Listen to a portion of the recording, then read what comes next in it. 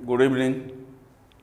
Physics में बहुत ही अच्छा टॉपिक आज का जो है वो टॉपिक है advantage of friction.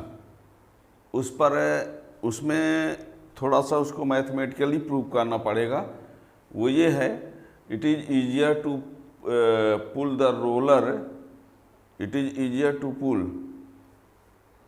Roller then to push it. यानी रोलर को पुल करना आसान होता है और पुश करना थोड़ा टफ होता है ना। It is easier to pull the roller then to push it. Roller को पुल करना टफ होता है और पुश करना पुल करना इजी होता है और पुश करना क्या होता है, टफ होता है। ये हमको आज प्रूव कर देना है। ठीक, तो क्वेश्चन है, जो टॉपिक है लिखे दे रहे हैं यहाँ पर, it is easier to pull the roller. It is easier to pull the roller then to push it.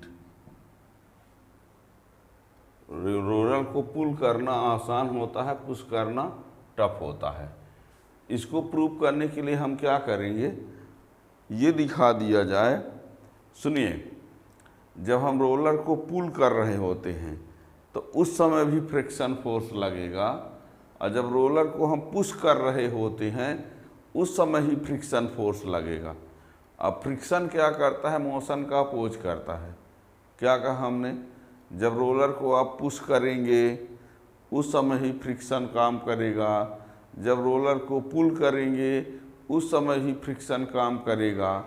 और यदि हम ये प्रूव कर दें कि पुल के समय फ्रिक्शन फोर्स कम है और पुश के समय फ्रिक्शन फोर्स ज़्यादा है, तो जिस समय फ्रिक्शन फोर्स कम होगा वो इजी रहेगा और जिस पर फ्रिक्शन फोर्स ज़्यादा होगा वो टफ होगा, क्योंकि फ्रिक्शन फोर्स मोशन का अपोज करता है।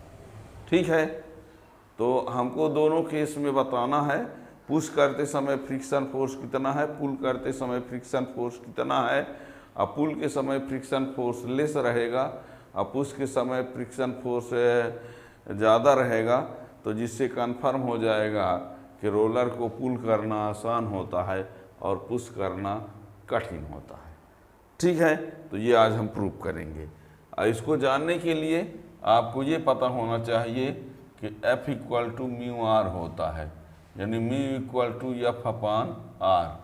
और यहाँ आर क्या है, नॉर्मल रिएक्शन। F क्या है,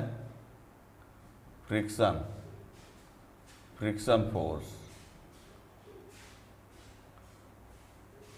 और म्यू क्या है,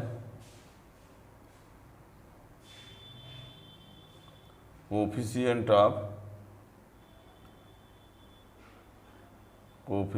ऑफ फ्रिक्शन। ठीक है ना। ये फार्मूला आपको पता होना चाहिए कि F equal to mu R होता है या mu equal to F upon R होता है, जहाँ F क्या है फ्रिक्शन फोर्स है, R क्या है नॉर्मल रिएक्शन है, म्यू क्या है कोफिशिएंट ऑफ फ्रिक्शन है। नॉर्मल रिएक्शन को बता दें, कहीं कहीं किसी बुक में N भी लिखा रहता है। नॉर्मल रिएक्शन को R भी लिखा जाता है, N भी लिखा जाता है, दोनों को जानते रहिएगा। ठीक है ना। तो हमको ये प्रूव कर देना है कि जो फ्रिक्शन फोर्स है पुल के समय कम लगता है और फ्रिक्शन फोर्स पुश के समय ज़्यादा लगता है, इस बात को प्रूव कर देना होगा।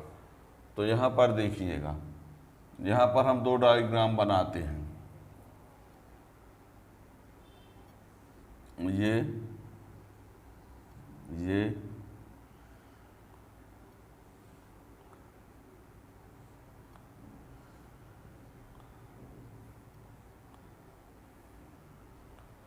ये है पुशिंग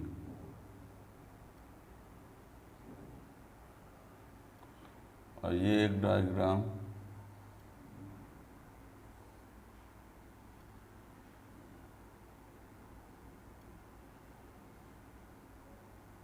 ये पुलिंग,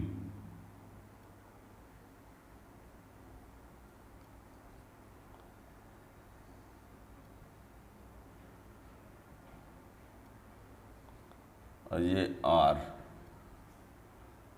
ये W इक्वल टू mg और नॉर्मल रिएक्शन R, ये है मोशन, डायरेक्शन ऑफ मोशन, ये मोशन, डायरेक्शन ऑफ मोशन, इधर क्या है, फ्रिक्शन है,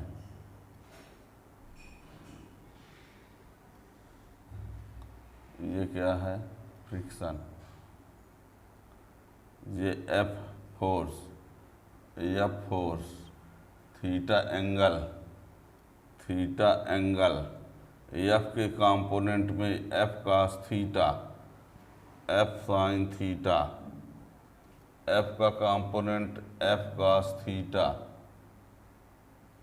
और ये F sin थीटा। ठीक, यहाँ पर जो डायग्राम दिखाया गया है इसमें ये दिखाया गया है, ये रहा रोलर, इसको हम यहाँ पर पुश कर रहे हैं। जब पुश कर रहे हैं फोर्स लगा के, तो इसमें मोशन उधर होगा तो फोर्स फ्रिक्शन अपोजिट में होगा, मोशन उधर होगा तो फ्रिक्शन अपोजिट लगता है।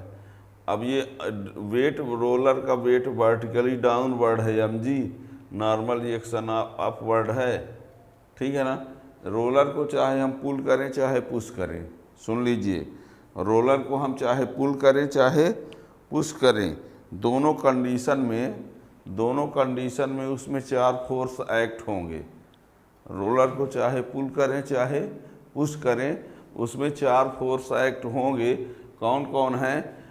Weight of roller W equal to mg vertically downward है, normal reaction R vertically upward है, और एक्सटर्नल फोर्स F है, इसमें ये है, इसमें ये है, और एक होता है friction force small f। Friction force क्या है? स्मॉल f, मोशन से अपोजिट, मोशन से क्या है? अपोजिट है ऐसा। क्या कहेंगे? व्हेन रोलर इज पुल और push, when roller is pull और push then following 4 forces act on the roller. Number 1, weight of roller W equal to mg vertically downward, normal reaction R vertically upward, external force capital F, friction force small f opposite to the direction of motion. फिर now F can be resolving into 2 component, जो F है उसके 2 component हुए, F cos theta F sin theta, इसमें भी और इसमें भी।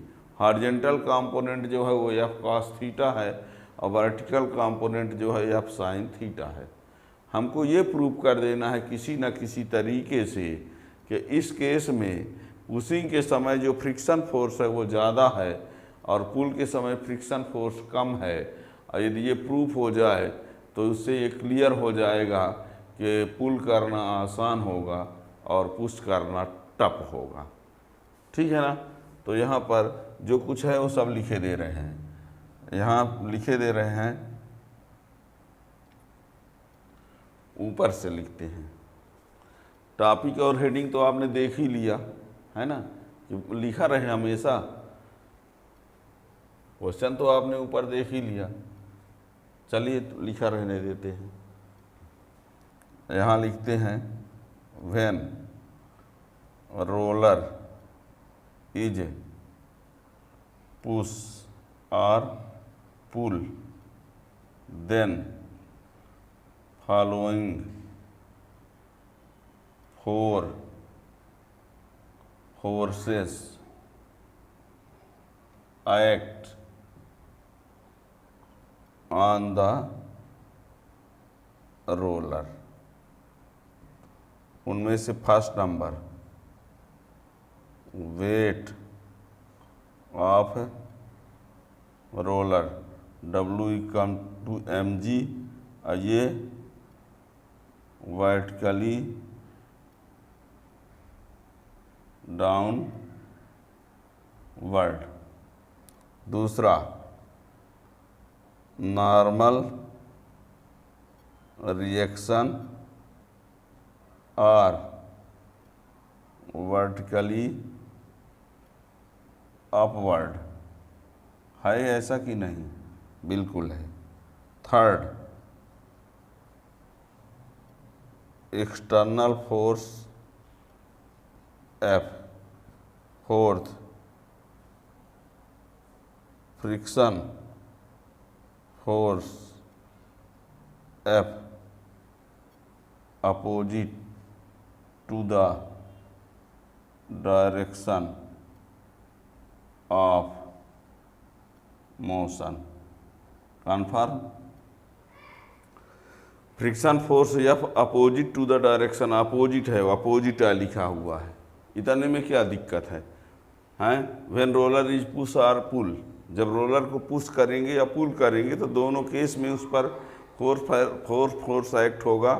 Wait, normal reaction, external force and friction force. ऐसा कुछ सब कुछ दिख गया कि नहीं? बिल्कुल सब कुछ है, डायग्राम में सब कुछ है, सब कुछ हमने लिख दिया। ठीक है ना? अब ये बोर्ड छोटा है, इसके लिए हमको मिटाना भी पड़ेगा, ऐसा नहीं है कि सब लिखा ही रहे। देख लो एक बार, हमने कहा जब रोलर को पुल करेंगे या पुश करेंगे तो फोर्स एक्ट होंगे, और वो फोर्स कौन है? ये आप लोगों को पढ़ते समय एक सावधानी बता दें, है ना? यूट्यूब में पढ़ते समय बच्चे करते क्या हैं, स्क्रीनशॉट लेके पढ़ते हैं। स्क्रीनशॉट लेके जो पढ़ते हैं तो उसमें हमारी आवाज़ थोड़ी सुनाई देती है, जो हम समझाते हैं उसमें सिर्फ लिखा भर दिखेगा। तो इसलिए आपको यदि समझना है तो पूरा स्टेप बाय स्टेप समझना पड़ेगा, तब समझ में आएगा। स्क्रीनशॉट में तो सीधे आप देख सकते हो, बस हो गया। ठीक है ना? तो इस बात को ध्यान रखिए। तो ये हो गया, तो इतना हो गया। अब हम क्या करते हैं, now force F can be resolving into two component. देखिएगा, फोर्स F को हम टू कंपोनेंट में डिवाइड करते हैं। ऊपर लिख रहे हैं, इसको ही मिटा देते हैं। नाउ यहाँ इसके बाद यहाँ नाउ फोर्स F, इस वाली की बात है, can be resolving into two component। Now force F can be resolving into two component, F cos theta, जिसको हम बोलेंगे हॉरिजॉन्टल कंपोनेंट, हॉरिजॉन्टल कंपोनेंट, और एक होगा F साइन थीटा, और इसको कहेंगे वर्टिकल कंपोनेंट। ठीक है? एफ के दो कंपोनेंट हुए, F cos theta horizontal, F sine theta vertical. अब हमको क्या प्रूव करना है? प्रूव ये करना है कि पुश के समय फ्रिक्शन फोर्स ज़्यादा लगेगा और पुल के समय फ्रिक्शन फोर्स कम लगेगा। तो यहाँ लिखते हैं, व्हाइल पुशिंग, पुशिंग के समय देखते हैं। ये बताओ, यहाँ पर डाउनवर्ड में कौन है? mg, और डाउनवर्ड में कौन है? F sine theta. अच्छे से समझना, डाउनवर्ड में mg है और डाउनवर्ड में एफ साइन थीटा है। ये दोनों मिलकर, एफ साइन थीटा और mg मिलकर किसके बराबर होंगे? r के बराबर। यानी डाउनवर्ड का net force equal to upward का नेट फोर्स। तो इसमें डाउनवर्ड में mg है और एफ साइन थीटा, तो इन दोनों का प्लस इक्वल टू r। और इसमें डाउनवर्ड में कौन है? mg है, या अपवर्ड में r और एफ साइन थीटा है। क्लियर हुआ क्या कह रहे हैं? डाउनवर्ड का net F sine theta plus M G, upward का आर, तो R equal to M G plus F sine theta. और इसमें डाउनवर्ड का कौन कौन है, एफ साइन थीटा और आर है, और अपवर्ड डाउनवर्ड में एम जी है, अपवर्ड में ये दोनों हैं। ठीक है ना, बात को समझिएगा, हम कहना क्या चाहते हैं उस पर फोकस करना। बोलने में कभी मिस्टेक हो जाए तो आप उसमें हकीकत में जाना कि हकीकत क्या है। ठीक है ना, एफ साइन थीटा आर जो है अपवर्ड और डाउनवर्ड में एम जी है, तो ये दोनों का plus equal to M G, और इसमें इन दोनों का प्लस इक्वल टू आर। ठीक है, तो while pushing R equal to M G plus F sine theta, but friction force F equal to mu R, ये रहा F equal to mu R. तो F equal to mu R की value क्या लिख देंगे, M G plus F sine theta, ये रहा equation first. ये फ्रिक्शन फोर्स है व्हाइल पुशिंग, और यहाँ लिखते हैं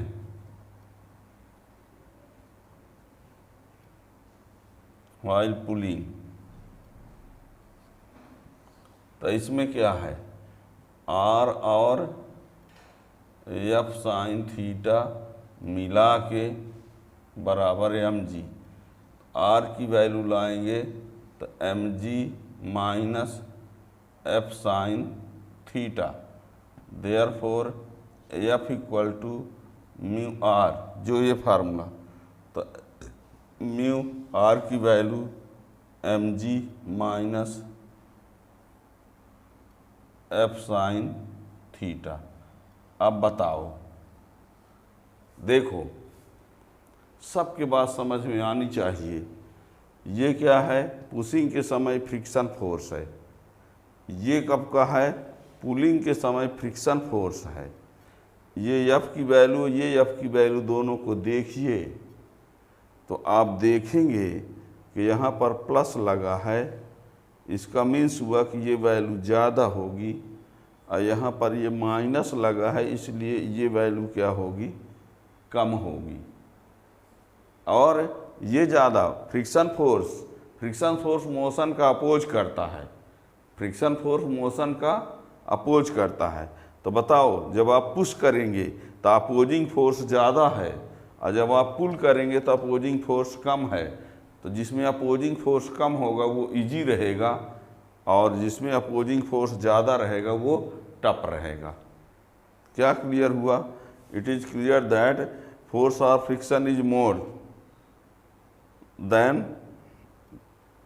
force of friction is more at the case of pushing and less at the case of a condition of pulling.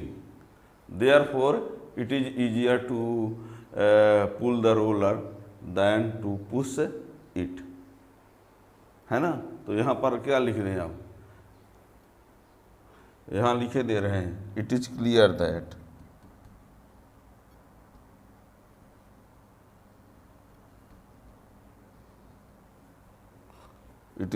that force of friction at pushing is less than force of friction at pushing is greater than force of friction at pulling. Force of friction at pushing is greater than force of friction at pulling. Pushing के समय greater है और pulling के समय less है। समझ पा रहे हैं ना? इस समय फ्रिक्शन फोर्स ग्रेटर है और इस समय फोर्स ऑफ फ्रिक्शन लेस है। इसलिए ये वाला आसान होगा। Therefore,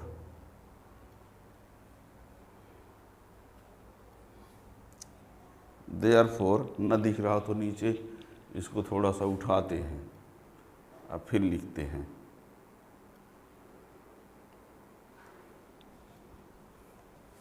therefore, therefore it is easier to pull the roller, it is easier to pull the roller than to push it. It is easier to pull the roller than to push it. ठीक है ना।